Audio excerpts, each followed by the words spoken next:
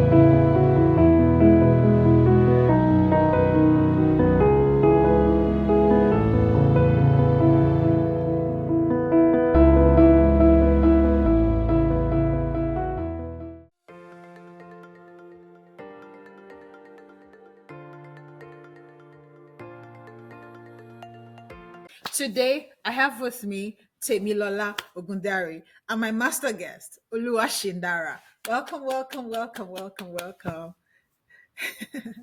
Thank you for joining us. Okay, so as a way of starting, can you briefly introduce yourself and just tell us about how you found God? My name is Omomi Temilola Olanrewaju Ogundare. I'm a wife, of course. I'm a mother now, to the glory of God. And I'm a believer of Christ. I was born into a Christian family. I was raised as a good Christian. I gave my life to Christ long as a teenager.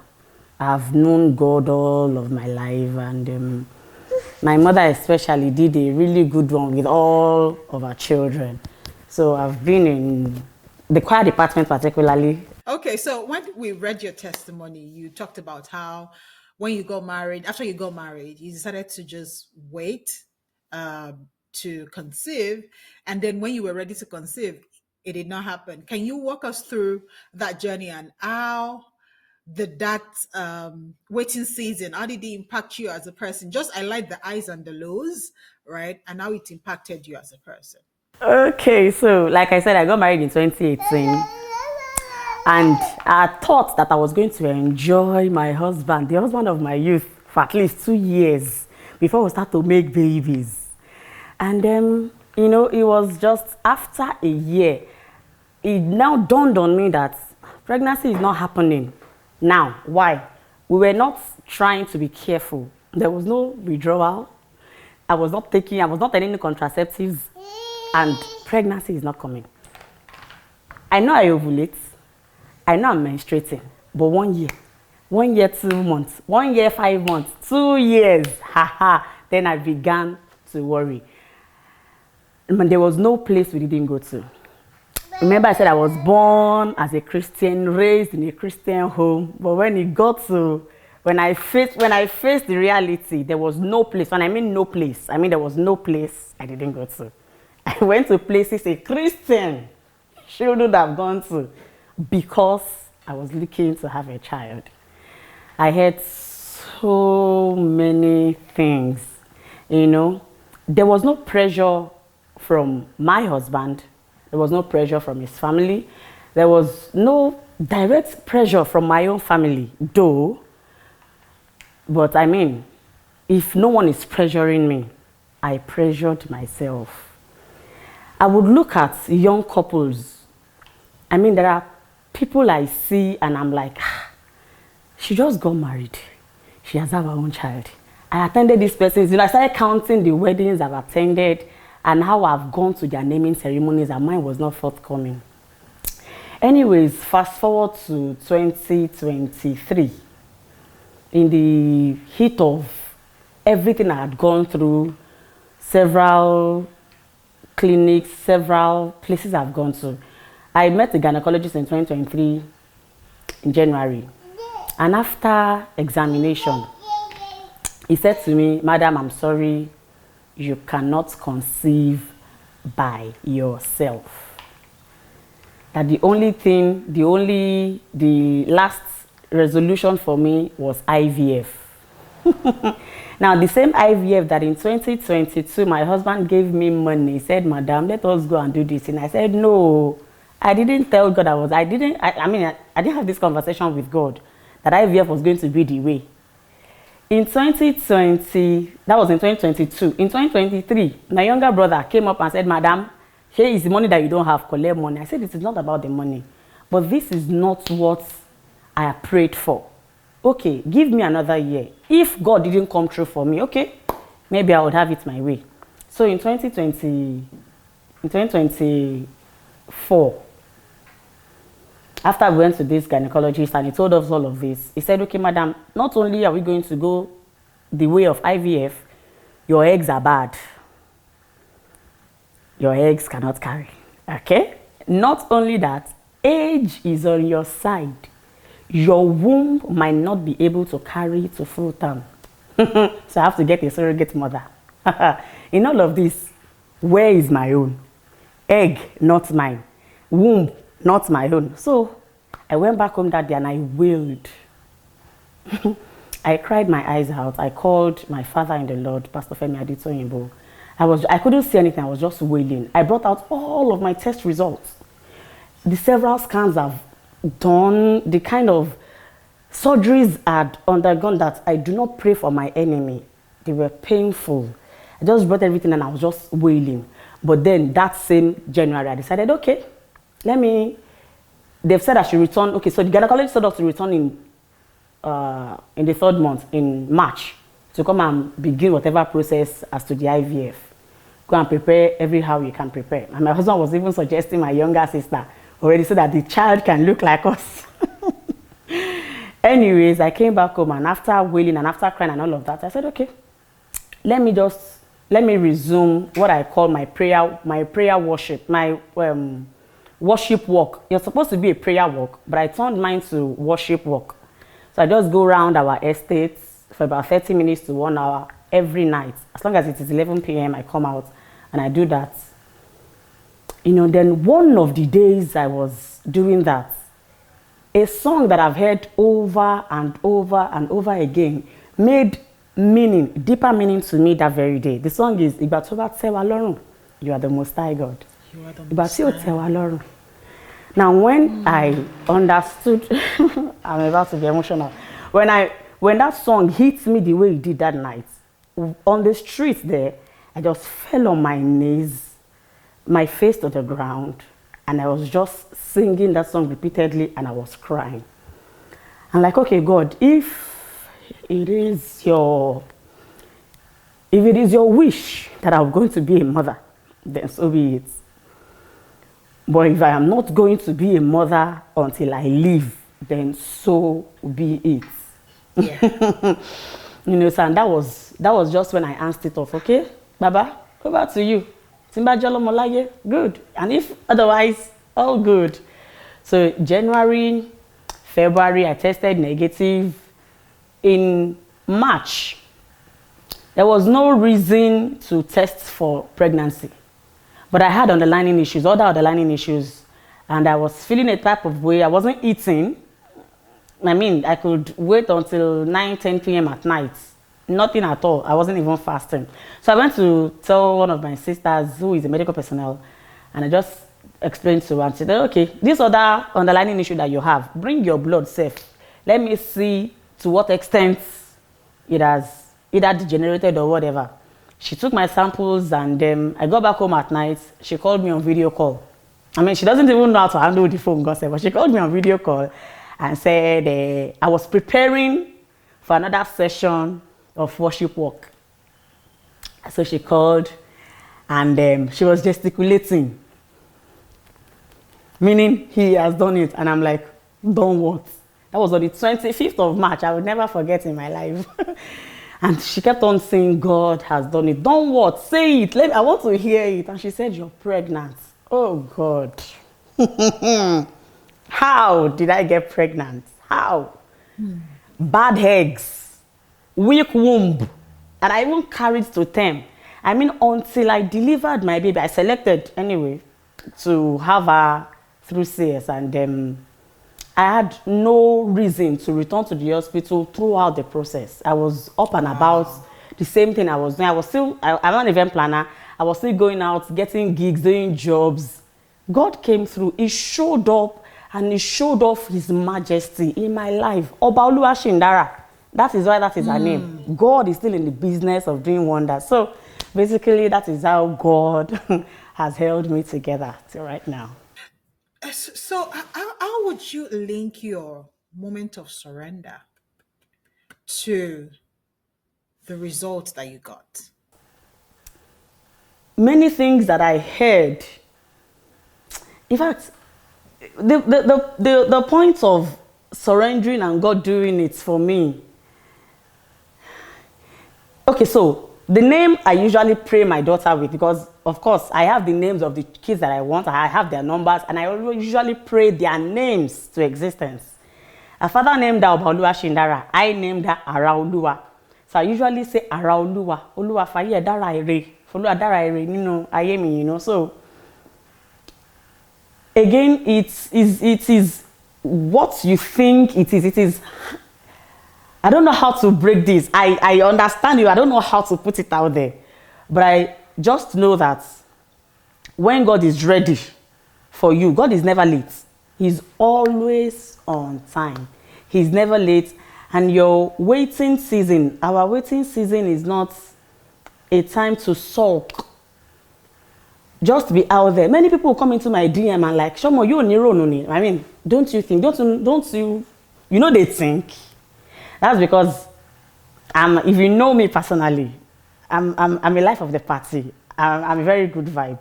So I'm out there. I'm all smiles. I might go back into my closet too and start crying, you know. But when I'm in your face, you don't see. I'm never cut on fresh. You don't see that anything is wrong with me. And so that is how God has held me. That is how God has held me. So you said that you got pregnant the exact month that the doctors were expecting you to return, right? How did that shift your perspective of God's time?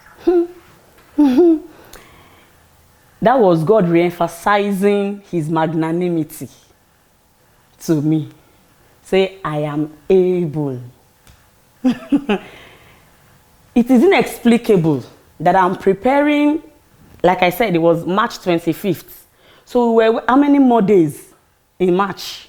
We were waiting. I guess we were waiting for another 1 week because I was reluctant. I mean, we would have gone earlier, but I was reluctant. I was reluctant for no reason. It wasn't like I had any plan. I didn't want it, but I have to want it for my husband's sake. So it doesn't seem like she would say a fair.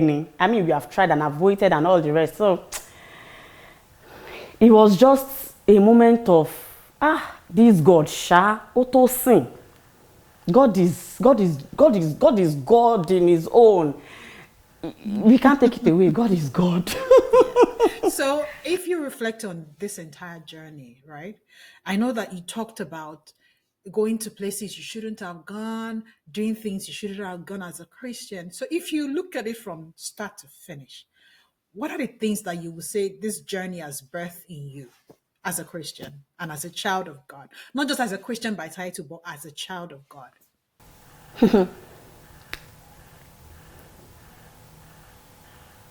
For me, it has been, again, God will always be God. If he does it, he is God. And if he doesn't do it, he's still God. If he decides to take a soul today, he is God. He's unquestionable. You can't question him. You can't beat him. He will still remain God. So, for me, it is either God or God. No other option. So if you were to reflect and just say, okay, these are like the basic things, for some people they go through journeys and they will say, oh, it birthed endurance in me, or it birthed a new perspective of who God is, you know. So if you're to like put words to it, what would you say you have learned? Okay, better way to ask it. What would you say you have learned through this journey? That I have no other option than God. God is the only, it is either God or God. God. Because any other Okay. option is another option. So it is either God or God. Wow. So if for people that are going through their own waiting season and are watching this and they're like, okay, you got your own after 6 years, what would be your words of encouragement to anyone going through? You know, you said it earlier that you cannot tell someone waiting how to wait, right? But if you were to encourage them, what would be your words of encouragement to someone who is feeling very low now and is like, will God do it? I'm tired. I've waited for too long. It's not happening. What would be your words of encouragement to someone like that? First things first, if you are the cry type, I will tell you to cry all you can. Because it is in the moment of telling you not to cry that you want to cry the more. So if that is how best to express yourself, please cry. Whatever you do within, as a Christian, anyways, as a Christian, within whatever you do within your faith, let it be more than enough for you. God has not forgotten you. To you, it might be late, but God is always on time. God is always precise. So just hold on to God. Your waiting time. My waiting time, I think, okay. So going back to the question you asked me before, I think what I learned again, beyond that God is God, was I don't want to use the word perseverance, but let me use the word, okay, so I play a lot, but I can be very hot-tempered. So I think God was teaching me. He was bringing me through the journey of patience in a deeper way. Yoruba says, "Oninu fufu." I can be big.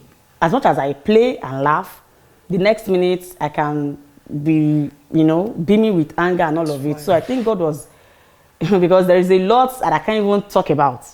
God brought me through a process to teach me to be patient, because I'm becoming to be a mother. He used people in my life to teach me patience. So if I'm talking to someone who is going through what I went through, I don't know what it is God is teaching you at the moment. Check your life. Be intentional about who you are. What is it you think God is trying to teach you? Could it be patience like He was trying to teach me? I don't know if you try to wait like I tried to wait too. I don't know if this is just you in this moment you didn't bargain for. Just hold on to God. Be intentional and be open to what God might be telling you at the time. But in all of it, you have no other option, God or God.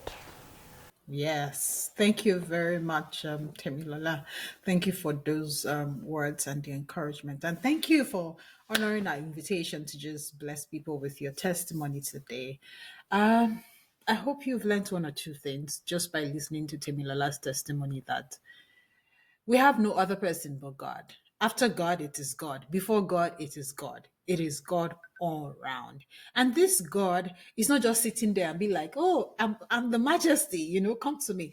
Is like a good shepherd. He's a good shepherd. He's not even like, he's a good shepherd. His arms are always outstretched. Like, come to me, all who are weary and heavy laden, and I will give you rest. He wants to give you rest. He's saying, come, come, come. I know you're weary, but come, let me carry you. Let me carry you. Let me take care of you. That is what he's saying to you today through Temilola's testimony, through our life, to say, if you can trust me, if you run helter skelter, you will not find the answer, but you can only find the answer. You can only find the good answer in God. What the world will give you will come with troubles. But what God will give you is everlasting. His gifts are good and they are perfect. If you ask her about her daughter, she'll be able to tell you that Oluwashindara is God's good and perfect gift. She talked about how the pregnancy was seamless, even with all the medical reports. And it is only God that can do that. Would you want to get your result and still be faced with so many troubles, right? You run to the world, you get the child, and they said the child is sick, the child is this. No, stay in God because his gifts are always good and they are perfect. Until we come your way again on the next episode. Bye bye for now. God bless you.